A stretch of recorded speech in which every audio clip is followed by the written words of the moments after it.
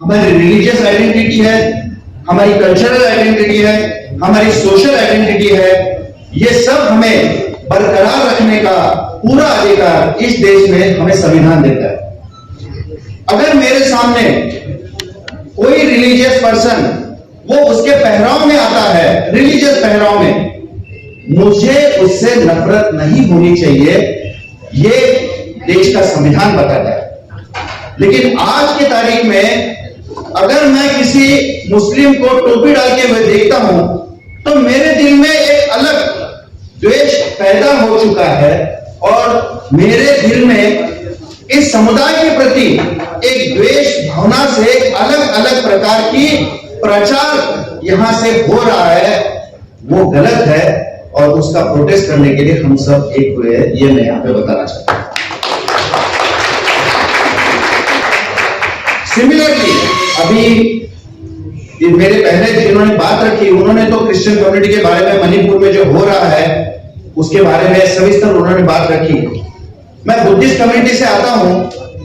Buddhist community का एक अलग ही मसला है, वो खुद को माइनॉरिटी समझते नहीं है।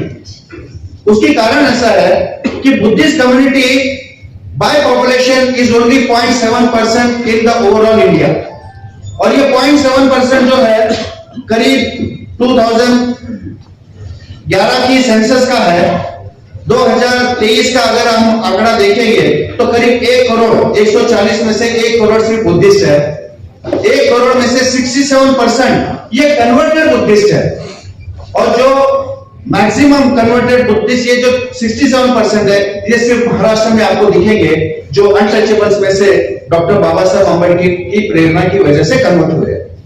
तो हम जो है महाराष्ट्र के जो कन्वर्टेड बुद्धिस्ट बोल के है, हमें अभी भी ऐसे लगता है कि हमें जितनी भी सुविधाएं इस देश में मिल रही है, जैसे हमें हमारा प्रतिनिधित्व ऐसा शेड्यूल कास्ट बोल के, जो फंडामेंटल राइट बोल के हमें लेजिस्लेटिव असेंबली में भी मिलता है और हमें छोटे छोटे जिलों में भी मिलता है, तो हम वो क्यों छोड़े? हमें आरक्षण मिलता है ऐसा एससी बोल के, हम वो क्यों छोड़े? उसके लिए हमें माइनॉरिटी बोल के खुद को कहलाने में हमें शर्म आती है।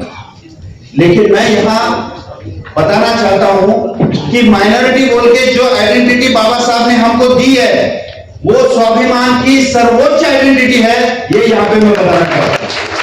और उसके लिए हमें सब माइनॉरिटी में मिलके हमें एक होना जरूरी है, और हमें जो चीजें हमें ऐसा प्रिविलेज बोल के या हमें फंडामेंटल राइट बोल के जो हिंदुइज्म में शेड्यूल कास्ट बोल के मिलती है, वो हमें रिलीजियस माइनॉरिटी बोल के मिलनी चाहिए।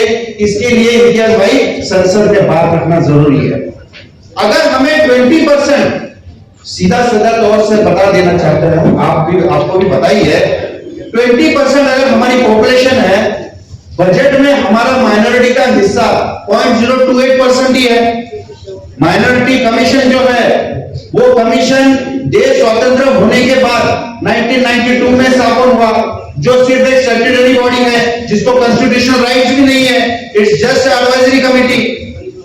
तो ये 20% लोगों की जो रिप्रेजेंटेशन है, वो रिप्रेजेंटेशन हमें पॉलिटिकल रिप्रेजेंटेशन में भी आना चाहिए, हमें एजुकेशनल इंस्टीट्यूशन में भी आना चाहिए।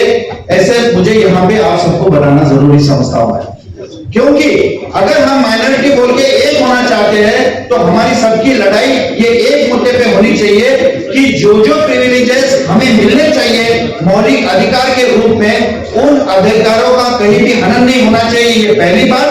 और हमें हमारे जो मूलभूत चीजें हैं हमारे समुदाय के प्रगति के, उदाहरण के लिए हमारा शैक्षणिक जो प्रगति है, वो देखिए आज भी हमारे बच्चे कौन से स्कूल में पढ़ रहे हैं, उनकी क्या हालत है। महाराष्ट्र में अगर देखेंगे तो महाराष्ट्र में आप देखेंगे तो जितने भी स्कूल है गवर्नमेंट के, वो सब नाकाम स्कूल है। ये मैं जवाबदारी से कह रहा हूं, क्योंकि मैं जिस सिटी से रिप्रेजेंट करता हूं उस सिटी की बात मैं यहां कह रहा हूं।